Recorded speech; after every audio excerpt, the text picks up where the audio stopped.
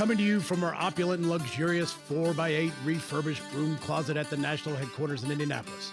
With duct tape studio lights and a mic that you barely can hear, we hope to entertain and educate you. This is the Tango Alpha Lima podcast. They call me crazy cause I'm facing all my giants. They try to scare me into thinking I can fight it. They tell me I should never even think of trying. But that's just me, I'm gonna live out in defiance. Hello, and welcome back to the Tango Alpha Lima podcast. I am your host, Mark Seavey, Special Projects Counsel for the American Legion, and I am joined, as always, by Jeff Daly, Hollywood Post 43, formerly of Michigan. Formerly, I'm always Michigan. You can take the boy out of Michigan, but you can't take the awesome out of the boy. Once a Michigan, you are pure Michigan, I will say that. And also from our nation's capital, we have Ashley Garbolja Maldonado, who is playing with girl figurines. First of all, I'm just going to stop you right there. Girl figurines. What are those? Are girl army? Those are figurines. Toy soldiers that happen to be Hey, women. man, I don't want to misgender them. You had to tell me because I kept saying, "What's the army guy? Which army guy is that?" Well, we're going to talk about Gender Day. We're going to talk about that today, okay? So, very important that we're inclusive and diverse. Look at how cool these are, right? They're anyway, all green. doing well. Thanks for asking. I can't tell from here. They're all green. But anyway, we have our guest today is Jennifer Dane. She's a veteran of the United States Air Force who served as an intelligence analyst focused on geopolitical relations, terrorism, and threat vulnerability issues. She currently serves as the executive director of the Modern Military Association of America, the nation's largest nonprofit organization working to advance fairness and equality for the LGBTQ community. She has earned a Diversity and Inclusion Certificate from Cornell University, an Associate Degree in Intelligence Studies from the Community College of the Air Force, Bachelor of Science in Criminal Justice from Bethel University, a Master of Arts in Criminal Justice from Arizona State, a Master's of Arts in Educational Policy from The Ohio State University, and is a Public Policy and Social Change PhD student at Union Institute and University. Jennifer has a wide range of diversity, equity, and inclusion consultancy and training experience, having worked with U.S. Department of Defense, U.S. Department of Veterans Affairs, Uber, HBO Max, NBC, Comcast, and others. She's passionate about her commitment to leaving the world a better place than it was before she was born. So in just a second, we will get to Jennifer, but let's take our first quick commercial break. Diddly, diddly. 100 Miles for Hope is back, and we're taking it to the next level. This year, you could choose over 40 different activities and track your progress on a handy mobile app. We have sweet swag to commemorate your journey, including tech shirts, baseball caps, hoodies, pins, patches, and challenge coins. All proceeds from these purchases support veterans and military families through the Veterans and Children Foundation. Head to legion.org/100 miles to get started. And now we are joined by Jennifer Dane. Jennifer, thank you very much for joining us today. We appreciate you taking time out of your busy schedule to spend a few minutes with us here today. So thank you. All right, Ashley, you get the first question today. All right. So for our listeners, the Modern Military Association for America, otherwise known as MMAA, is the nation's largest organization of LGBTQ service members, military spouses, veterans, their families, and allies. And we are joined here with the amazing Jennifer Dane. And really excited to have you on, Jennifer, because your nonpartisan, nonprofit 501c organization is working to make real difference in the lives of our modern military families through education, advocacy, and support. And I know that you provide free direct legal services for LGBTQ and HIV positive military and veteran communities. And I wanted to start the show off by, kind of picking your brain a little bit about some of the misconceptions or common misconceptions of that people have about the LGBT military community or military connected community. Yeah, first off, thank you so much for having me here, and thank you for these questions. It's always exciting to get to share our work with everyone. So one of the main misconceptions is basically about who we are. We are just humans like everyone else. We deal with the same problems, from car pickup line to, waiting in line for our Starbucks order. So we are just normal folks who just happen to serve our country, or have partners that serve our country, or even family members of service members.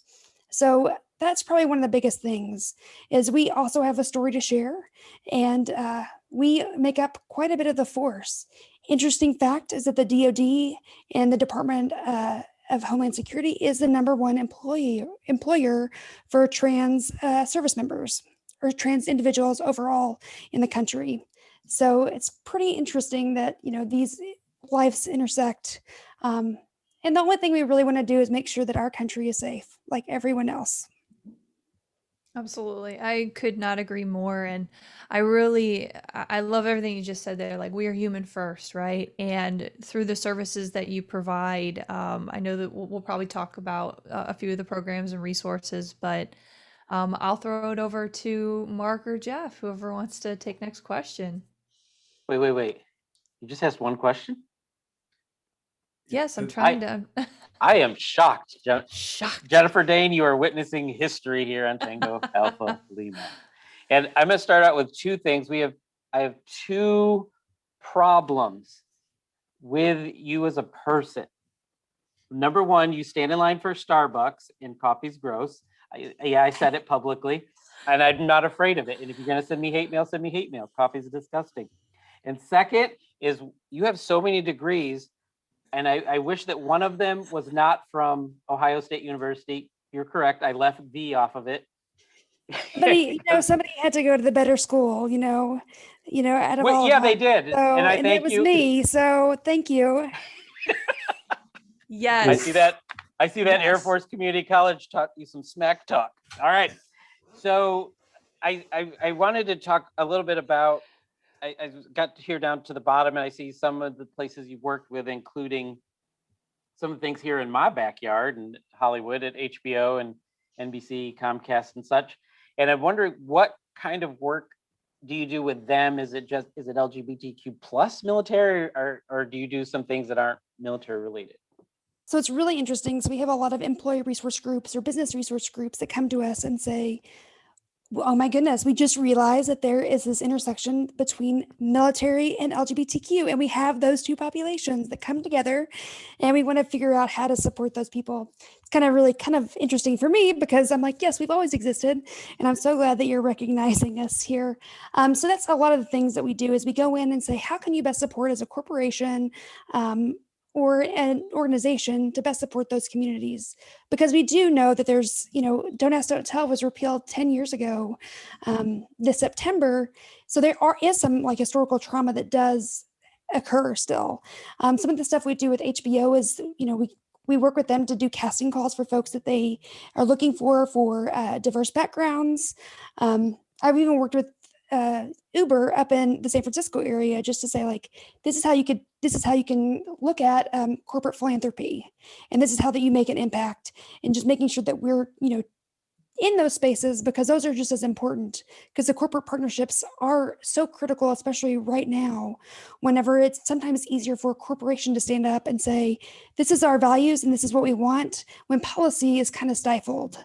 And it kind of pushes some policy initiatives even further whenever you have large corporations like a HBO or like an Uber that can stand up and say, we support these groups, especially our group, and have a bigger stake in the game for us and supporting us. So there's a lot of that, but overall it's just training to say, who are these folks? Who are these people? How can we best leverage their talents? And how can we just be better overall? So you're advocating for hiring. So it's more about hiring on the business side, not necessarily on the entertainment side, and then leveraging their clout for public advocacy as well. Absolutely. And also educating around, even military spouses, because that's one area issue that, we don't talk about enough, is what happens whenever you have really great talent that happens to also be a military spouse that wants to get in industries, and they have sometimes this gap in employment. And it's not because they aren't wonderful talent, but just saying, because we move all the time and because we get stationed at different places, there's always not opportunities. So making sure that we really place individuals with the best folks. And we try obviously for LGBTQ service members and families and everyone else, but obviously like for us, we think that we're stronger together. So if I can refer anyone else to any business, we're also about that too. And just making sure that our military community as a whole is taken care of, because we are stronger together. Awesome. Well, thank you for that, Mr. CV. All right. So I actually wanted to back up a little bit and go back to your bio and actually what brought you here. So, you served in the Air Force. I know you were in intelligence, and now you're into advocacy and everything else. And obviously that's your true calling. But I'm kind of curious about how the entire timeline kind of worked there. So I always call myself an accidental advocate because I never thought I'd be in this space, nor did I ever think that I'd be, the executive director and CEO of this organization. So I joined the military whenever I was 22 years old, after working so many jobs, and I just found out that I just needed to do something different and make a change for my life, because I eventually wanted to go to law school, or I thought I did, and I eventually wanted to run for Senate, which I still do someday, many years from now. So I joined with those aspirations, and knowing that a service connection heart would drive me to get in those places. So in 2010, I signed up for the military, and interestingly enough, it was during Don't Ask, Don't Tell, and I signed this paper that said, if you were found to have, if you were found to do homosexual conduct of any kind, you'd be discharged from the military. And I still have that paper that sits on my desk. I look at it every day because I want to make sure that I remember what I'm doing, why I'm doing the work that I do. So I signed that paper knowing full well that I was a lesbian, but I also wanted just to serve our country. And it shouldn't matter who I fell in love with or, who I liked. That didn't have anything to do with my career and how I could better, the military. So I joined. And so in 2010, I went to basic training and then to Intel school. And I, like 1 in 3 women, was a victim of sexual violence or a survivor of sexual violence. And I decided that because of that issue, I decided to report it, because I knew if I would require my troops to do that, that I should go ahead and do that. So I did report it and went up the chain of command and did everything that was a part of reporting. And a couple months later, when we were prepping for the trial, the defense attorney came to me and asked me if I was gay. And I told them, I'm like, you cannot ask me this. I'm serving under Don't Ask, Don't Tell. And so I had to just tell them, no, I can't tell you. I don't know how you know this. And I had to hire a defense attorney to represent me, because in the process of reporting and doing the right thing, I was investigated for being gay and potentially being kicked out of the military.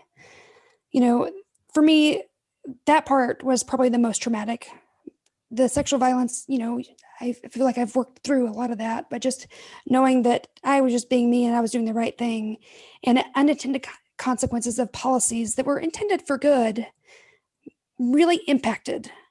So so fast forward, he didn't get convicted. He did it again. He didn't get convicted again.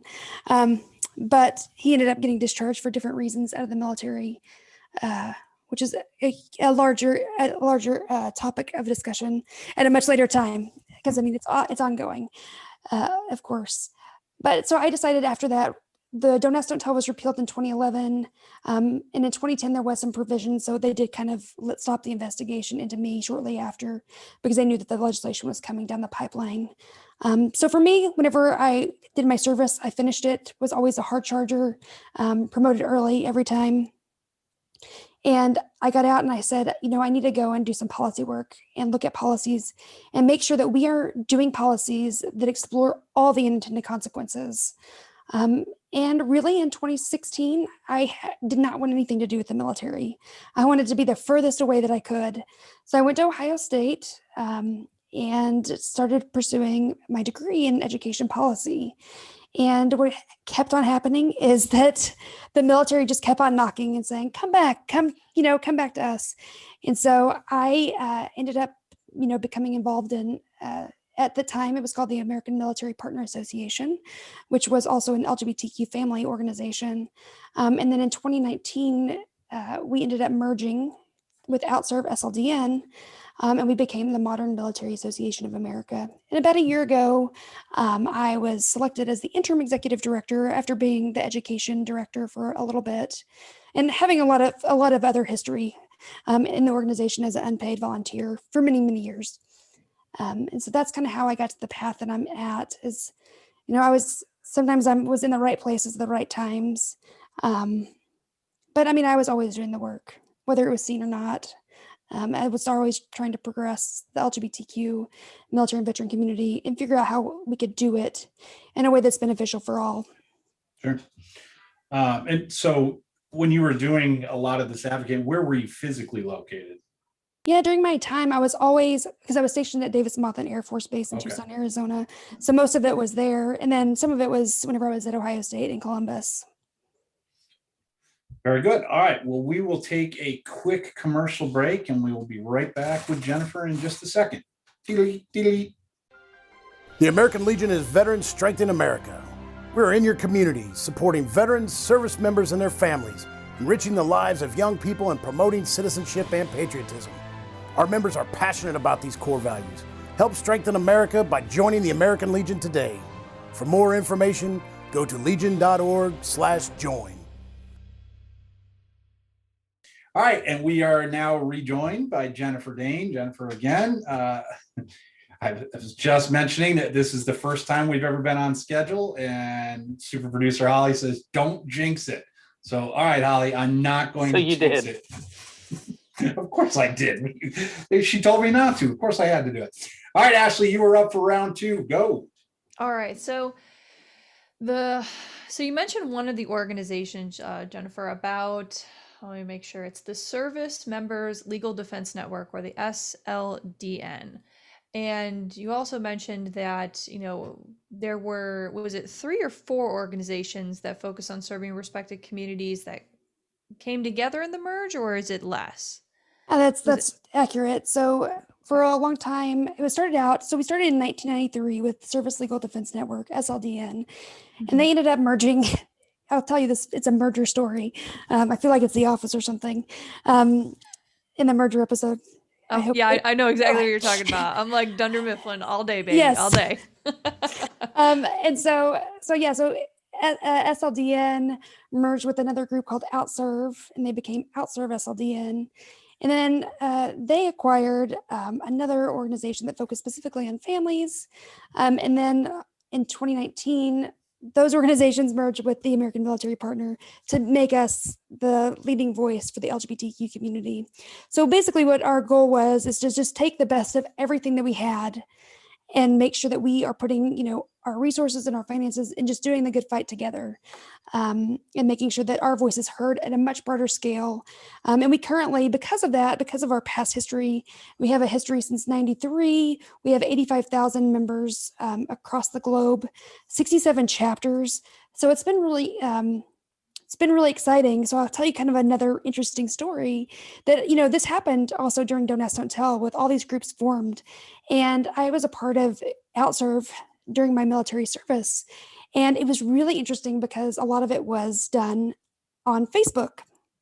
So what you would have to do is you'd have to, find somebody that was LGBTQ, which was sometimes kind of hard because you also didn't want to out yourself on the base or anywhere. And you would have to see if they would vet you to join this private secret Facebook group and be a member.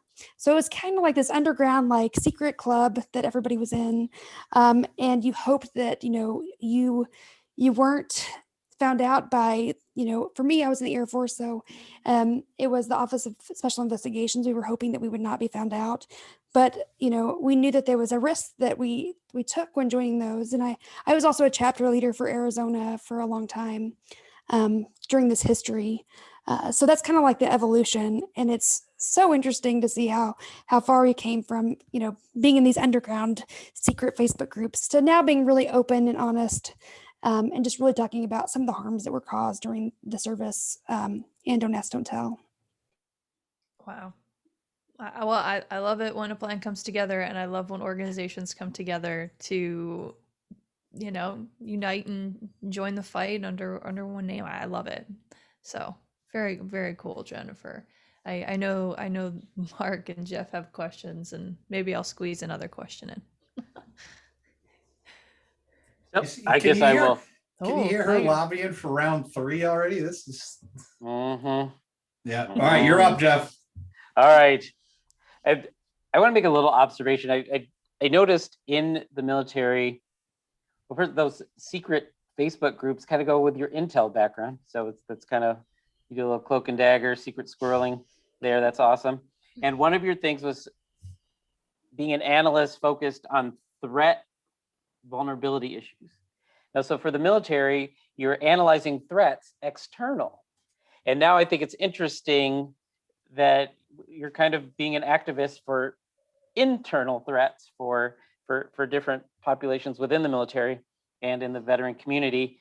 And in that, I ask you, what can organizations like the American Legion do to support your mission? And if we've done anything so far, please feel free to throw that in as well.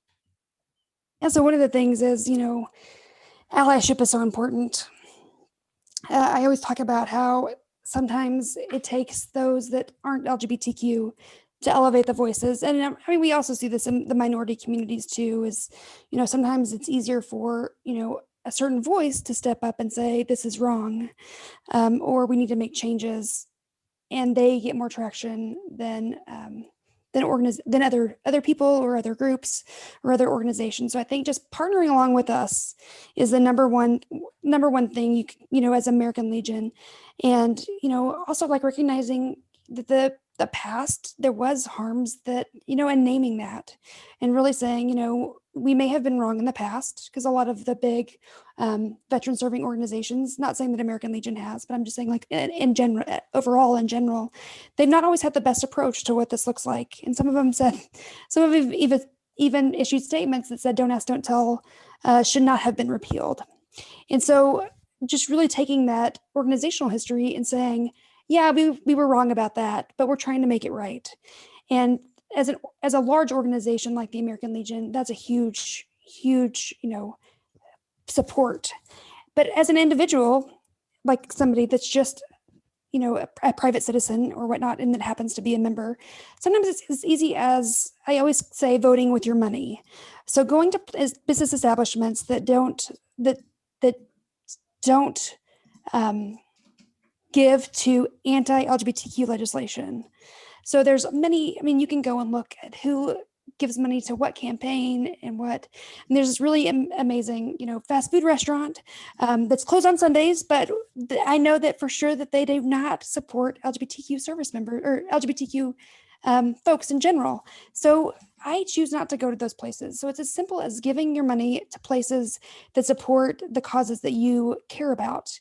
And if you care about those causes, absolutely go and go there and eat there or buy there. But your dollar matters just as much as your vote matters. And so make sure that you're doing some strategic, examination. And there's a website called opensecrets.gov or org, opensecrets.org, that really tells you like all about organizations and companies and corporations and where they actually send their money. And it's pretty eye-opening whenever you're considering anything you're buying. But overall, it's just being supportive and sharing, and I also say that sometimes there's a time that whenever you have a place of privilege, that you either invite us in and let us share our stories, because just like mine, most people don't know that happened. So just getting some more information, but otherwise, sometimes it's just making the space for other voices to be heard. And whenever you have that privilege and being in those environments and advocating for certain things, inviting us to the table or taking the table out is is so critical as we move forward. And, for me, I make sure that I do that every day for folks and elevate their voices. And because sometimes I'm not the voice that needs to be heard. And I know that to be true, but actually putting people in places that their voice needs to be heard so that they can progress their issue and their mission in ways that they had not had before. And that answered my question. So I will. It's amazing that I can ask a simple question and you know the answer, and you know the answer to what would be the follow-up. It's awesome, and it's not as annoying as when those other two do it. So Yeah. I appreciate you. I know virtually nothing. My question actually deals with you had said that you were on the education. Is that what you were handling for them before? Yes, education. So my question is more like the organization itself obviously has various programs. Some of them I saw on there with legal defense and obviously education. But can you talk about what the actual different facets of your organization do for veterans out there or currently serving military personnel? Absolutely. So one of our education arms is we provide that's called a Rainbow Shield training. It's a cultural competency training that really focuses on how to work or who LGBTQ service members and veterans are, how to work with them, how to support them in the best ways, and also not only LGBTQ, but HIV positive folks. So a disclaimer is that HIV positive folks don't always have to be LGBTQ. And that's also education that we're trying to also provide that to say like they are kind of separate entities. They could be the same, but sometimes they're not. But really like looking at the historical impacts, because we know that Don't Ask, Don't Tell did cover, lesbian, gay, and bisexuals, but it didn't shield those that were transgender. So what that looked like was whenever former President Trump tweeted about the trans ban, that really marginalized that population because it wasn't codified into law. And so really looking at, these interesting complexities, and we even go back into the history to the first ever military. And I think it was 1786, I think, maybe even earlier. I'm probably getting these dates wrong. But we had the first service member that was discharged for being homosexual from the military. And he was literally like marched off with drums and said, "Don't come back." So our history goes back until like the very beginnings of the country, where service members were definitely represented and maybe not highlighted as much, but they still definitely were there. So just giving an awareness. And also one of our strategies, or at least my strategy, is just to humanize who we are, because after you know me as a person, then it becomes a little bit easier to have an understanding of, kind of what my struggles are. And so it's just creating a dialogue and with our educational platforms. We also, in the next month, we're launching this, it's called the Freedom to Serve Guide. It's the definitive guidebook for LGBTQ service. And that just covers really like, what does it mean to be an LGBTQ service member? Like even starting from coming out to, what things can you do legally if you need support or whatever or whatnot, and also provides sometimes like organizations and also commands and service members and allies with just an opportunity to really understand these are some of the key areas of impact.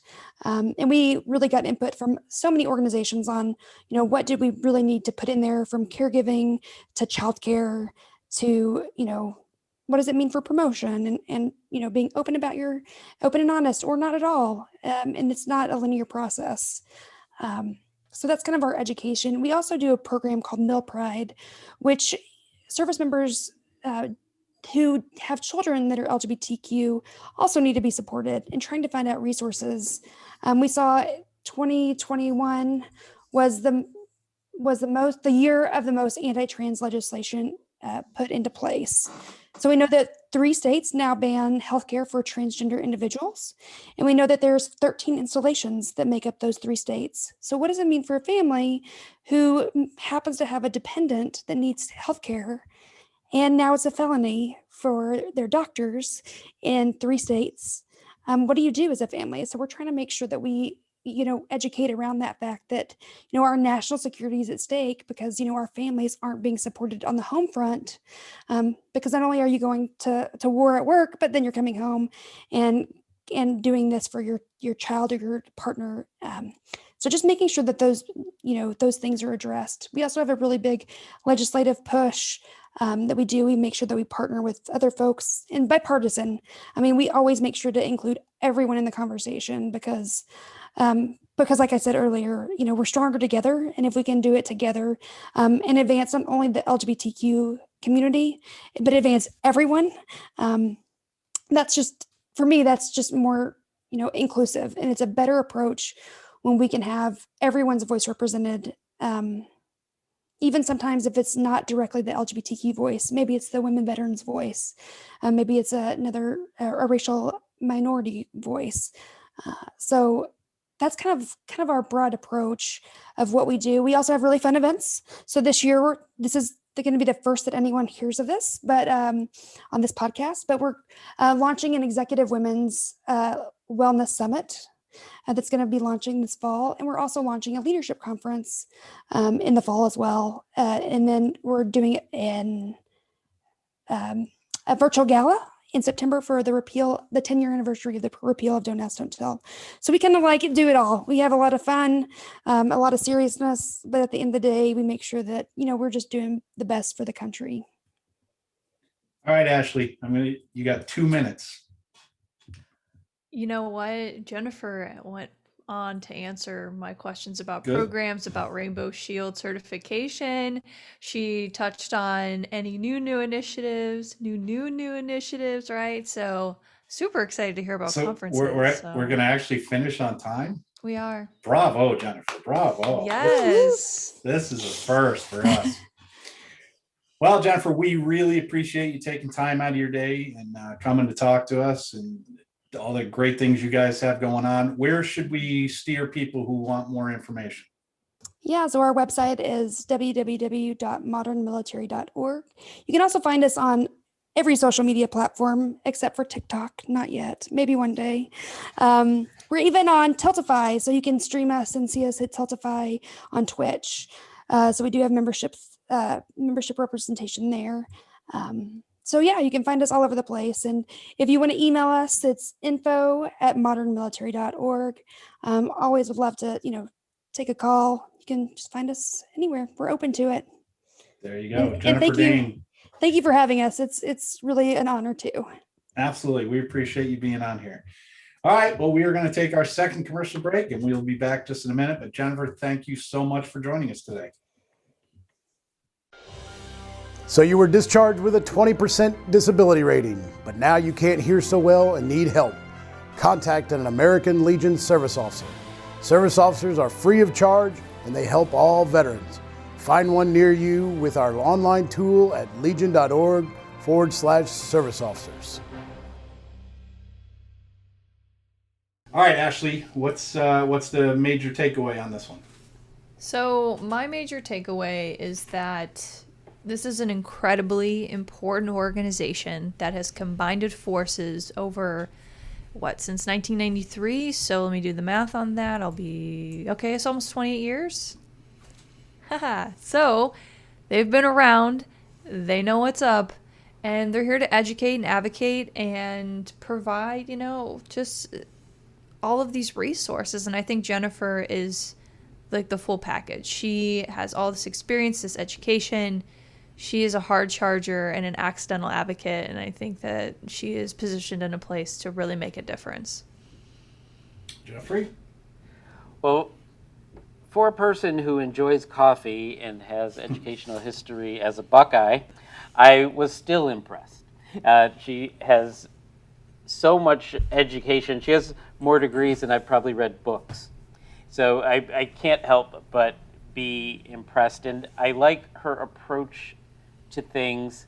It's she's cognizant of her mission, but she's also really inclusive of things outside of her mission. I do sometimes activists get so caught in, this is my issue, this is the only thing I want to talk about, this is all that matters, I just blind her vision, and she does not do that.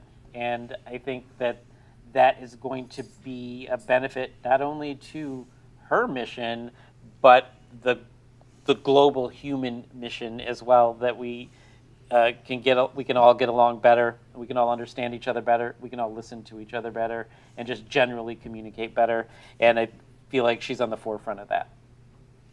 Yeah, I think communication is really key, obviously, and when you're in advocacy, you got to learn that you're not going to bring everybody all the way with you. The key is to bring every person a little bit closer to you, and it's only through those interpersonal, relationships and talking to people.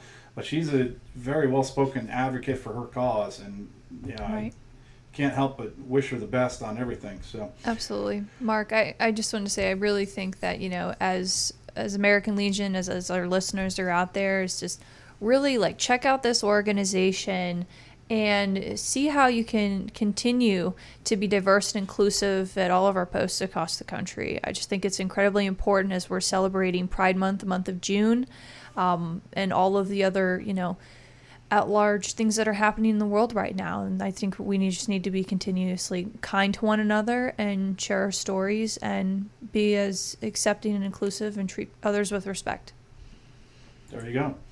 All right, so remember to subscribe to the Tango Alpha Lima on Apple Podcasts, Spotify, YouTube, or wherever you listen to podcasts.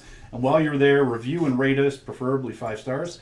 And if you want to send us feedback, you can comment on YouTube or Facebook, or you can send us an email at tangoalphalima@legion.org. All right, folks, that wraps it up for us here today.